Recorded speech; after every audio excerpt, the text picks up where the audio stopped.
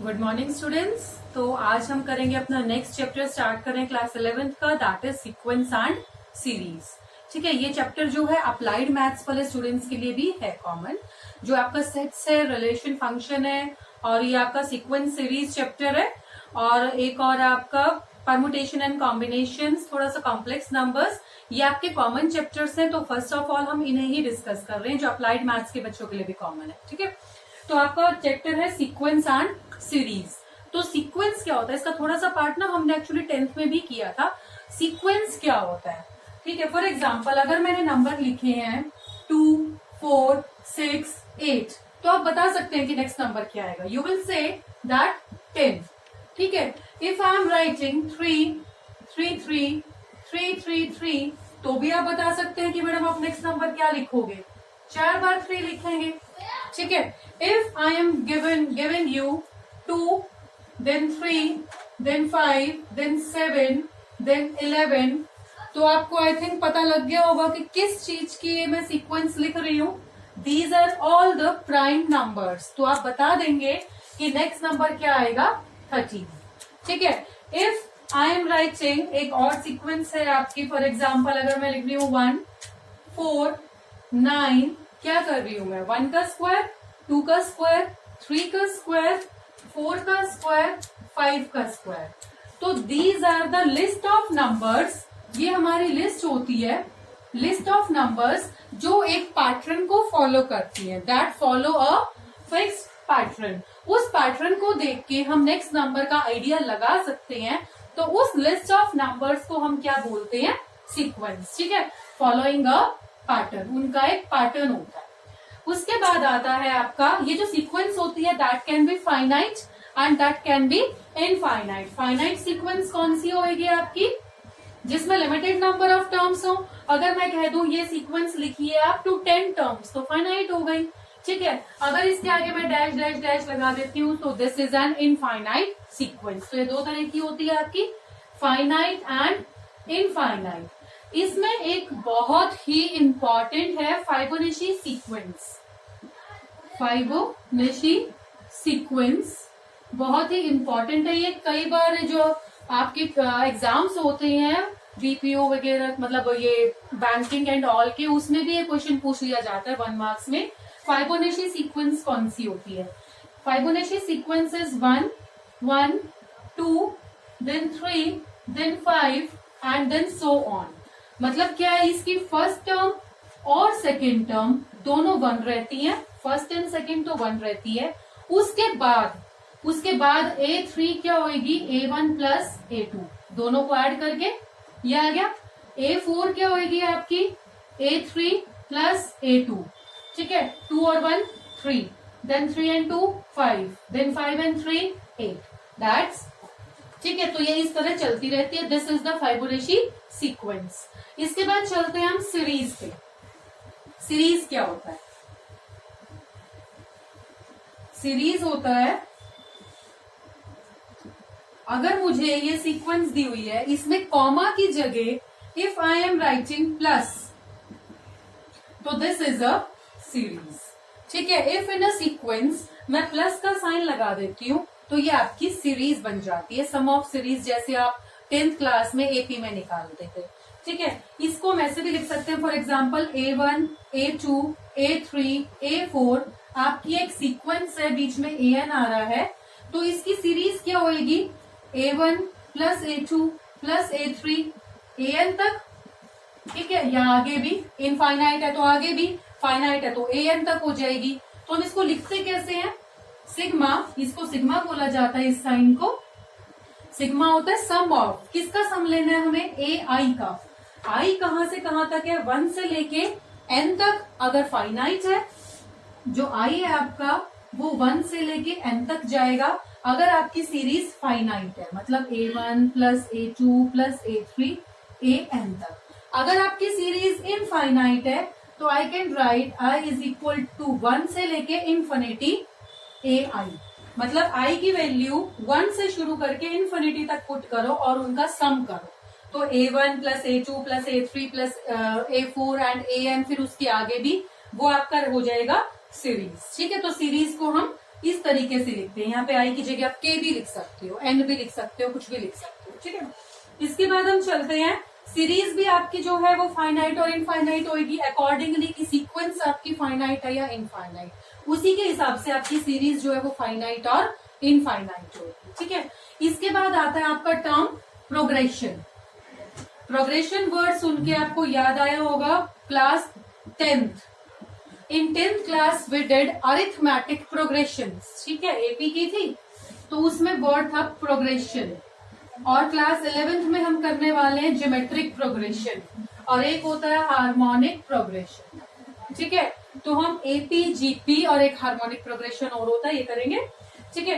AP क्या होता है, प्रोग्रेशन का मतलब क्या होता है, देखो ये जो मैंने सीक्वेंस लिखी थी ना, इसमें अगर मैं कहूं कि मुझे 6th टर्म निकालनी है, देखो 2 1 जा 2, 2 2 जा 4, 2 3 जा 6, मतलब 3rd टर्म है तो 2 को 3 से मल्टीप्लाई कर रही हूं मैं।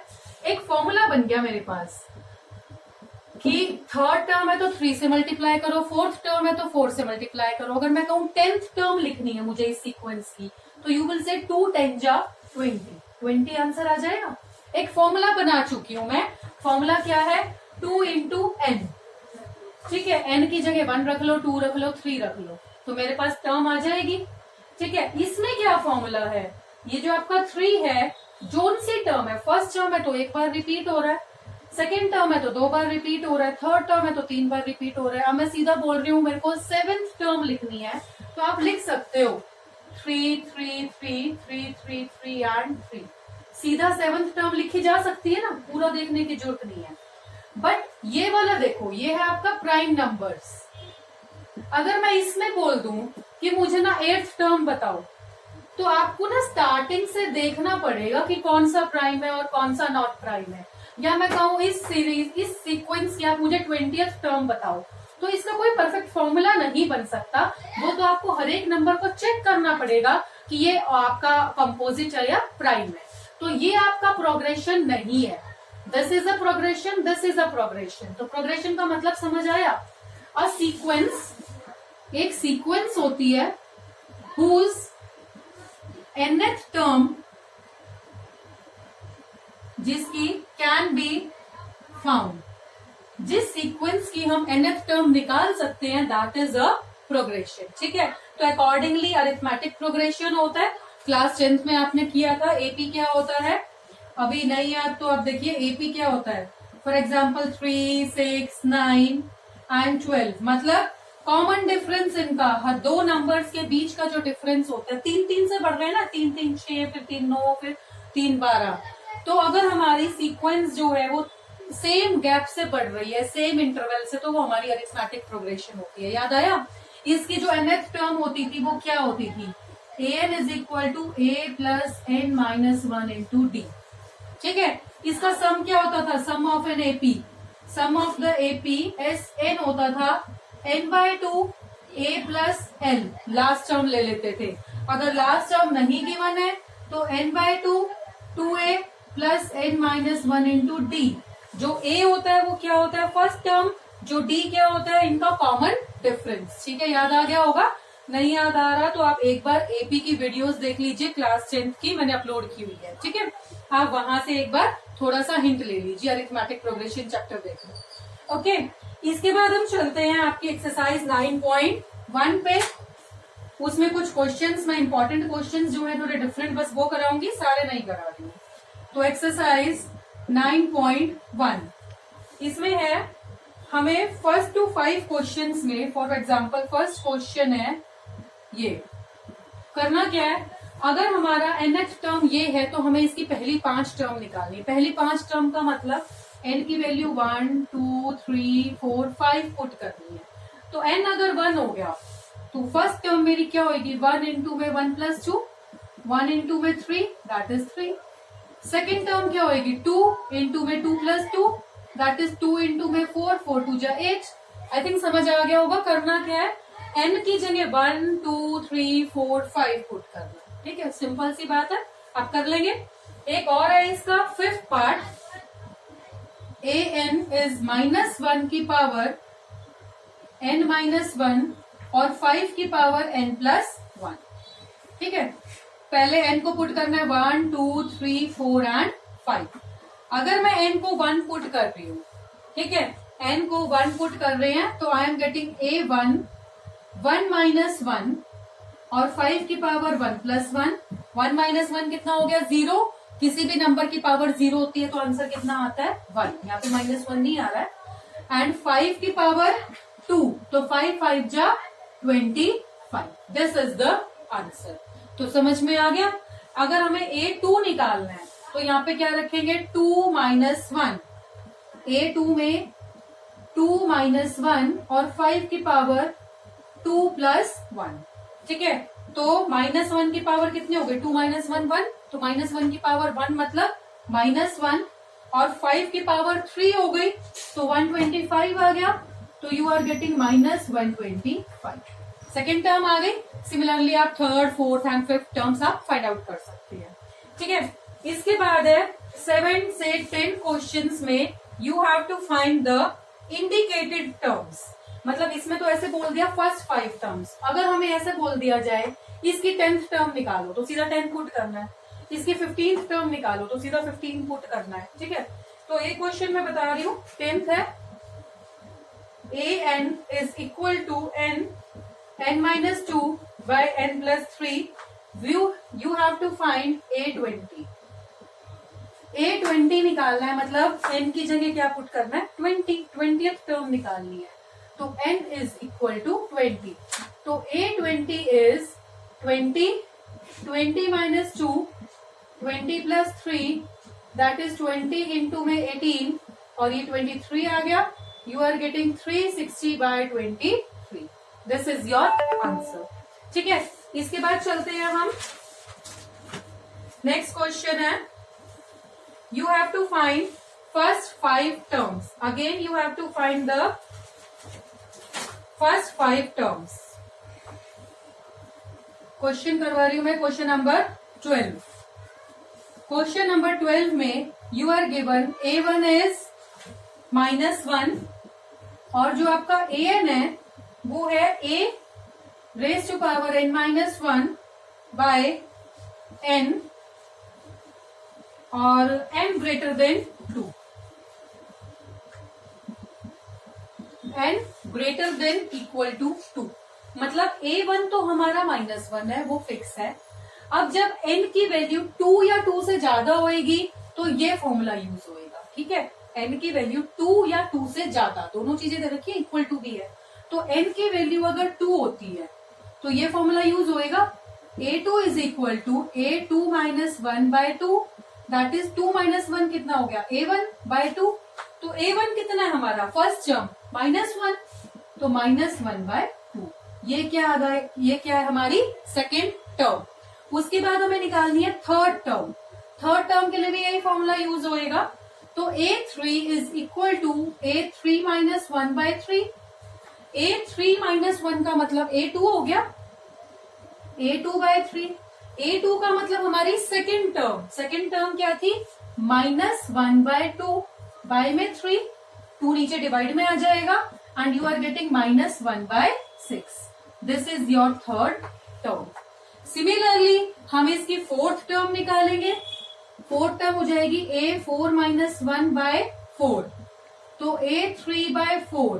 a3 क्या आपका -1 बाय 6 और ये 4 आ गया, तो you are getting -1 by 24। This is the fourth term, ठीक है। इसी तरह हमें ना 5 टर्म्स निकालनी है, तो a5 आप खुद कैलकुलेट कीजिएगा। इसके बाद है इसी 13th क्वेश्चन, कुछ इसी की तरह है, थोड़ा सा डिफरेंस है बस उसमें। 13th में a1 and a2 are 2, a1 and a2 are 2 and an is equal to an minus 1। an is equal to an minus 1 -1। ये तो ये आपका सबस्क्रिप्ट दिया हुआ है, a के नीचे लिखा हुआ n माइनस 1, ठीक है। इसके बाद n ग्रेटर देन 2। अब यहाँ पे देखो इक्वल टू का साइन नहीं है। फर्स्ट टर्म हमारी 2 है, सेकेंड टर्म हमारी 2 है। इसके बाद क्या दिया हुआ है 2 से बड़ी कोई भी वैल्यू, मतलब मान लो हमें n इक्वल टू 3 निकालना है तो ये फॉर्मूला यूज होएगा, n इक्वल टू 4 निकालना है तो ये फॉर्मूला यूज होएगा। तो मान लो मुझे 3 निकालना है, A3, तो A3 -1 -1, 3 -1 मतलब A2 हो गया। A2 क्या है, सेकेंड टर्म, दैट इज 2, 2 - 1 कितना आ गया, 1। तो थर्ड टर्म हमारी कितनी आ गई है, 1। सिमिलरली अगर मुझे निकालनी है फोर्थ टर्म A4, तो ये हो जाएगा A4 -1 -1, ठीक है। A4 -1 3 हो गया। थर्ड टर्म क्या थी हमारी, 1, 1 - 1 दैट इज 0, तो फोर्थ टर्म इज 0। समझ में आ गया होगा। Similarly fifth term and so on. इसके बाद हमारा last question of the exercise, Fibonacci sequence. मैंने स्टार्टिंग में भी थोड़ा सा इसको डिस्क्राइब किया था। फाइबोनेची सीक्वेंस, ये इंपॉर्टेंट सीक्वेंस है। इसमें क्या है हमारा, A1 और A2 तो 1 रहते हैं, ठीक है। इसके बाद जो हमारी नेक्स्ट टर्म्स होती है, देखो ये सीक्वेंस होती है 1 1 2, देन इनको प्लस करना है 3, then 5, then 5 and 3 8 and so on, ठीक है। तो इसको हमें फॉर्मूले के रूप में दिया हुआ है। A1 A2 तो हमारा ये है। इसके बाद AN is equal to AN -1 plus AN -2 for n greater than 2। n की वैल्यू 2 से ज्यादा हो जाती है, मतलब अगर हमें थर्ड टर्म निकालनी है तो थर्ड टर्म चेक करो कैसे निकलेगी। थर्ड टर्म A3 -1 A3 -2, तो A2 plus A1, A2 plus A1, 1 + 1 कितना आ गया, 2, तो थर्ड टर्म हमारी 2 आ गई। सिमिलरली अगर हमें फोर्थ टर्म निकालनी है तो फोर्थ टर्म कैसे निकालेंगे, A4, तो 4 - 1 4 - 2, 4 - 1 कितना होएगा हमारा 3, और 4 - 2 मतलब 2। A3 कितना है हमारा, थर्ड टर्म हमने अभी निकाली थी ना 2, और सेकेंड टर्म पे हमें दी हुई है 1। A3 तो ये हमारा आ गया 3, तो फोर्थ टर्म आ गई हमारी 3। सिमिलरली आप इसकी नेक्स्ट टर्म निकाल सकते हैं एंड सो ऑन, ठीक है।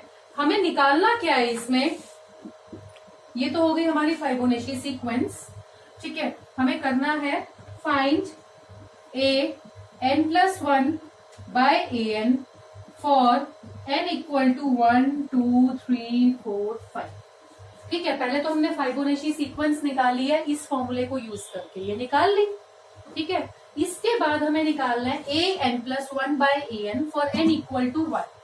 जब n इक्वल टू 1 है तो ये आ जाएगा, मतलब A2 by A1 कितना आ गया, A2 by A1, ये आपकी फर्स्ट टर्म है, ये आपकी सेकेंड टर्म है, तो कितना आ गया 1 by 1 दैट इज 1। फिर हमें निकालना है फॉर n इक्वल टू 2, तो ये फॉर्मूले में पुट करेंगे n इक्वल टू 2, तो ये आ गया आपका A3 by A2 that is A3। Third term क्या है हमारी 2, सेकेंड टर्म क्या है 1, तो माय आंसर इज 2। समझ में आ गया करना क्या है। पहले तो इस फॉर्मूले को यूज करके मैंने फाइबोनेची सीक्वेंस निकाली थी, ठीक है। ये सीक्वेंस निकालने के बाद फिर इस फॉर्मूले में आप पुट करके ये आंसर्स निकालेंगे। Is it clear. तो आज के लिए हम इतना ही करते हैं। नेक्स्ट वीडियो में हम करेंगे एपी। आप थोड़ा सा एपी को पहले रिवाइज कर लेना, ताकि मैं उसको बस बहुत ऊपर से सुपरफिशियली करेंगे, 2-4 इंपॉर्टेंट क्वेश्चन ही करेंगे। 10th क्लास के वीडियोस देख लेना, ठीक है। तो दैट्स ऑल फॉर